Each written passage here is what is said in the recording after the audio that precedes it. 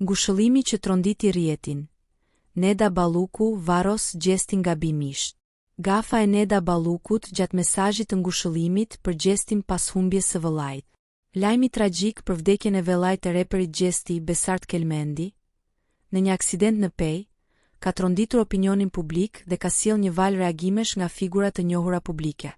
Mes tyre ka qenë edhe Neda Balluku, e cila, në përpjekje për të shprehur ngushëllimet e saj, ka bërë një gafë të ndjeshme.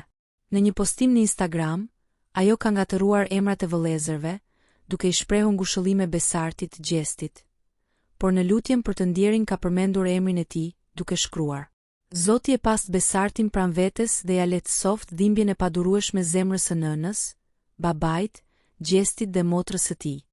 Në realitet, emri i viktimës është Eldion Kelmendi, ndërsa Besarti Gjesti është vëllai i tij, i cili sot po përjeton dhimbjen e humbjes.